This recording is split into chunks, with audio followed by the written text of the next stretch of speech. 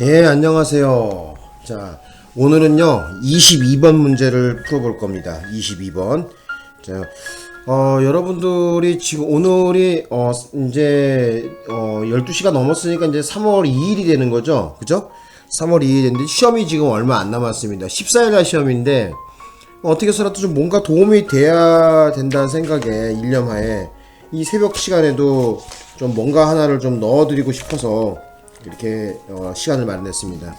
제가 일을 하다 보니까 제 직업이 이게 아니에요. 예, 사업을 하고 있고 그래서 밤에 이제 자기 전에 이제 좀 하나 영상을 갖다가 올려 드려야 되겠다 이런 생각이 들더라고요.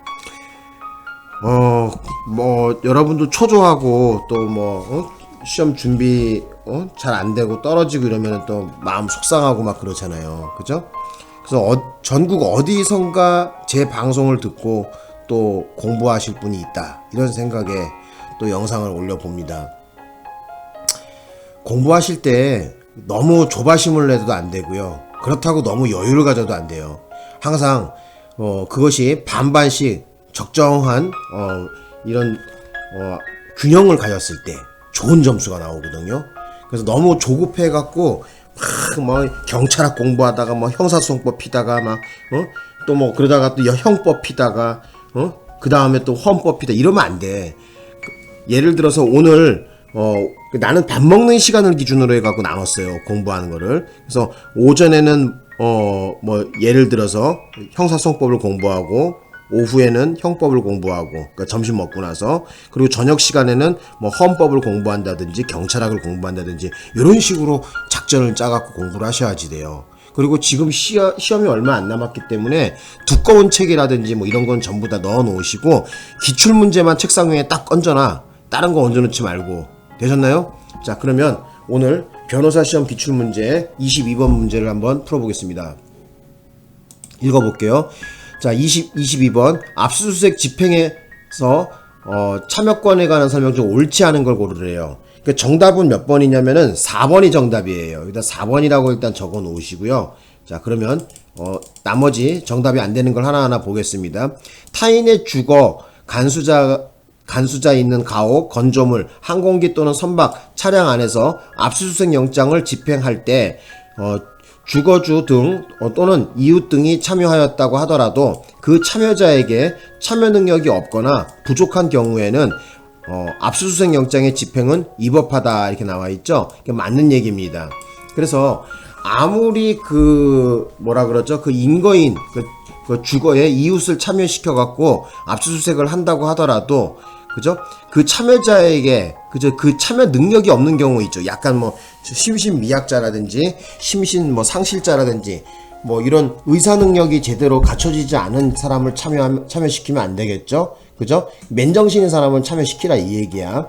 자, 되셨죠? 맞는 얘기하면 되고 이제 2번으로 보겠습니다. 자, 2번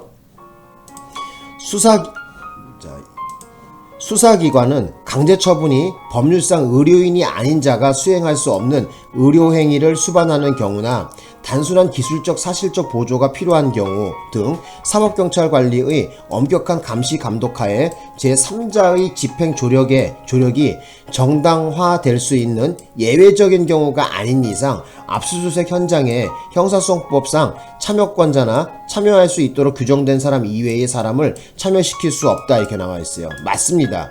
자, 그래서 말씀드리는데 예를 들어 갖고 여기 나와 있는 것처럼 의료인이 아닌 자가 뭐 수행할 수 없는 의료행위를 수반하는 경우. 그러니까 예를 들면은 뭐 어떤 경우냐면은 경찰관이 직접 뭐 피를 뽑는다든지 이러면 안 되겠죠. 그죠? 그 의료인을 불러다가 그죠? 뭐 의사라든지 이런 사람을 불러다가 아니면 간호사를 불러다가 뭐 혈액을 채취한다든지 뭐 이래야 되겠죠. 강제처분 같은 경우에. 그래서 그 얘기고 그다음에 여기 아래 보시면 뭐 예를 들어 갖고 뭐 여기 뭐 기술적 사실적 보조가 필요한 경우라 그랬는데 간혹 가다 보면은 막 복잡한 어떤 공장 기계 같은 게 있을 수가 있겠죠. 근데 이런 경우에 뭐 경찰관이 그 기계에 대해서 모르잖아 잘.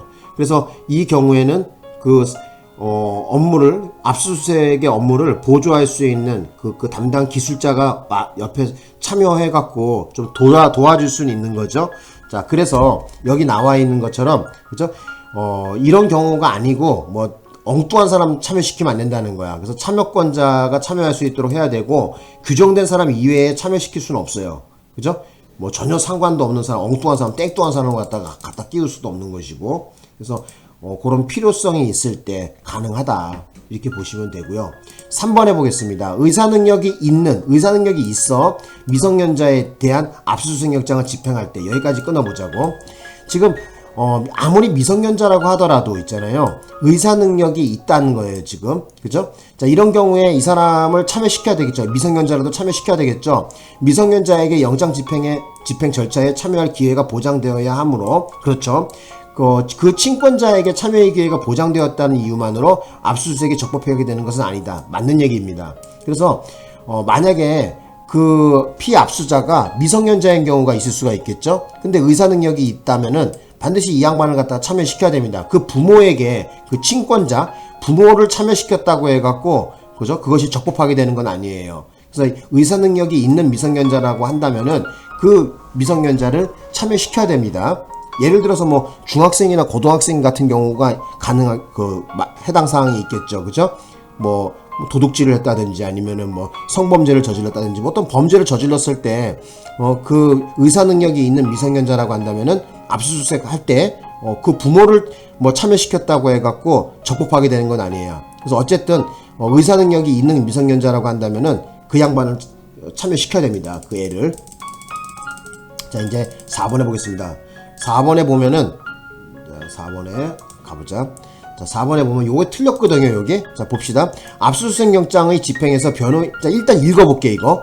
압수수색 영장의 집행에서 변호인의 참여권은 변호인의 고유권은 아니지만 피압수자가 수사기관에 압수수색 영장 집행에 참여하지 않는다는 의사를 명시한 경우, 끊어보시고, 특별한 사정이 없는 한 그 변호인에게 미리 집행의 일시와 장소를 통지하는 등으로 압수수색 영장의 집행에 참여할 기회를 별도로 보장하여야 한다. 자, 요 얘기를 얼뜻 보면은 여러분 이 끄트머리에 뭐 별도의 참여의 기회를 보장해야 된다 이러니까 이 4번 지문이 맞는 거로 착각에 빠지는 경우가 있어요. 근데 살짝 여기 뭐를 틀었냐면은, 자, 이 경우에 변호인의 고유권은 아니지만이 아니야.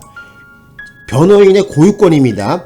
압수수색 영장 집행할 때 그 참여하는 것은 변호인의 고유권입니다. 고유권이 아니지만 요 말이 들어가 틀린 거야. 그래서 변호인의 고유권이기 때문에 비록 피압수자가 저 참여하지 않겠습니다 한다고 하더라도 역시 뭐 한다? 바로 그 변호인에게는 바로 집행의 일시와 장소를 통지해서 반드시 변호인의 참여를 기회를 따로 보장해야 됩니다. 되셨나요? 그래서 여기 이 4번 지문은 얼뜻 봐서는 맞는 것 같지만은 뒷부분은 좀 옳게 써여 있어요. 하지만 요 부분이 틀렸어. 변호인의 고유권은 아니지만 요 말이 들어가서 틀렸어요. 변호인의 고유권이 됩니다. 예. 그래서 변호인이 독단적으로 갖고 있을 수 있는 권한이란 말이야. 고유권이란 말이야. 자, 그 다음에 이제 5번에 보겠습니다. 자, 5번에 보면은 피압수자가 영장 집행 사실을 알게 된 직후 거주인인 고층 아파트 바깥으로 정보 저장 매체 등, 자, 이거 뭐 스마트폰 같은 거겠죠? 자, 든 신발 주머니를 투척하고 경찰관으로부터 해당 정보 저장 매체의 소유자가 맞는지에 관한 질문을 받았는데 소유권을 부인했어요. 내가 버린 거 아니다 이런 식으로. 수사기관이 그 신발 주머니에 든 정보 저장 매체를 압수하는 것은 형사소송법 제218조에 따라서 피의자 기타 사람이 유리한 정보 저장 매체를 영장 없이 압수하는 경우로서 정보 저장 매체에 들어있는 전자정보의 탐색, 출력 과정에서 참여권자의 참여가 필수적이라고 볼 수 없다. 맞는 얘기입니다. 자, 어떤 경우가 있냐면은 예전에 그랬어요. 압수수색 영장 집행 나왔습니다 하고 대문을 똥똥똥 두드리니까 누구세요? 이러길래 경찰이에요 했더니만 그 피압수자이자 피의자가 어떻게 했냐면은 그 스마트폰을 갖다가 신발 주머니 같은 데 넣어갖고 저기 뭐 앞마당에다가 그냥 창문에서 던져갖고 5층짜리 건물에서 1층에 있는 화단에다가 던졌단 말이야. 근데 그 던졌는데 그냥 던진 게 아니라 뭐로 신발 주머니에다가 그 스마트폰을 넣어서 던졌어요. 그랬는데 이 경우에 지금 물어봤단 말이야. 경찰관이 너 저기다가 신발 주머니 안에다 스마트폰 넣어서 던졌지? 이렇게 물어보니까 그거 제 거 아닌데요? 이런 식으로 둘러댔단 말이에요, 이놈이. 그래갖고 어쨌든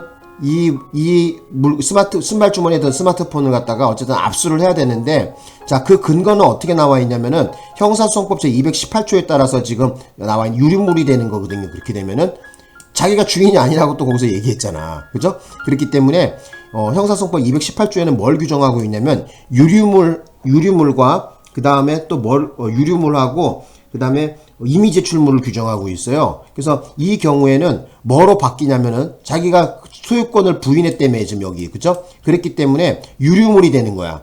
유류물 같은 경우에는 바로 전자정보 탐색이나 출력 과정에서 피압수자에 대해서 참여를 꼭 넣어줄 필요는 없어요. 그래서 아셔야 되는 것은 뭐냐면은 유류물에 대해서는 지금 유류한 정보 저장 매체잖아요. 유류물에 대해서는 바로 참여권자의 참여가 필수가 아닐 수 있습니다. 그래서 어쨌든 요런 경우 있을 수 있겠죠. 그죠? 요런 경우가 많단 말이야. 예를 들어서 뭐 마약범죄 같은 경우였었는데, 그게 걸리니까 얼른 자기 캐비넷에서 마약을 갖다가 한 주먹하고 주사기하고 뭐 이런 걸 꺼내갖고 검은 비닐봉다리에 넣어갖고 앞마당에다가 5층에서 1층으로 투척해버렸단 말이에요. 자, 그런데 항상 그 형사들은 그래갖고 1층에 한두 명이 대기하고 있단 말이야. 혹시 뭐 창문에서 뭐 던지지 않나 이런 걸 확인하기 위해서. 그죠? 그래서 이런 사례가 빈번히 있습니다, 실제가. 그래 놓고 나서 어떤 일이 벌어졌냐면은, 분명히 아까 물어봤을 때는 자기 게 아니라고 소유권을 갖다가 지금 부인했단 말이에요. 그래서 이제 경찰이 어떻게 생각했냐면은, 이 새끼 봐라, 웃긴 놈이네. 그러면 너가 그런 식으로 나오면 좋아. 우리는 형사소송법 218조에 따라서 이것을 유류물로 처리해서 훗날 네가 정보 출력 과정에서 너 참여시키지 않겠다라고 얘기를 해야 되겠죠. 그죠? 얘기를 하면은 이놈이 자기 거라고 또 얘기하겠죠. 그죠? 어쨌든 이래. 이 실제 있었던 사건이에요. 전부 다 판례를 적어 놓은 겁니다. 자, 뭐 어쨌든 알아두셨으면 해요. 그래서 요 물건이 유류물로 둔갑해 버린 사건이야, 이게. 자, 어쨌든 뭐 요렇게 정리하시면 될 것 같습니다. 자, 그 이 문제는 어쨌든 뭐 그렇게 어려워 보이지는 않아요. 제가 봤을 때. 예. 어려워 보이진 않습니다. 그래서 정답을 4번으로 하시면 될 것 같아요. 그래서 제일 중요한 부분은 뭐다? 바로 압수수색 영장에 있어서 바로 그 변호인의 참여권은 고유권이라는 것입니다. 고유권이 아니지만 요 말이 들어가 틀린 거야. 그죠? 그 근거는 뭐냐면은 형사소송법 제 121조하고 122조에 나와 있습니다. 변호인의 고유권이라는 얘기가 나와 있어요. 예. 확실하게 뭐 고유권이다 이렇게 말하지는 않았지만은 어떻게 나와 있냐면은 검사, 피고인 또는 변호인은 압수수색 영장의 집행에 참여할 수 있다 이렇게 규정하고 있단 말이야. 그렇기 때문에 만약에 그런 얘기가 없다면은 뭐예요? 즉 검사, 피고인은 압수수색 영장 집행에 참여할 수 있다 이렇게 나왔지, 거기다 또는 변호인은 이런 말을 넣지 않았겠죠. 그래서 우리 대법원 판례에서는 바로 이 압수수색영장을 집행할 때 이 변호인의 참여권은 고유권으로 봤습니다. 그래서 별도로 기회를 또 보장해야 됩니다. 또 집행 일시와 장소를 여기 나와 있는 것처럼 통지해 줘야 돼요, 변호인에게. 이거 지키지 않으면은 훗날 증거 능력을 부정하게 버립니다, 판사가. 그러니까 어쨌든 안 돼. 절차를 꼭 지키란 말이야. 그래서 멍청하게 또 그렇게 해갖고 증거 능력 부정당해갖고 뭐예요, 무죄로 풀려나는 경우가 생기니까.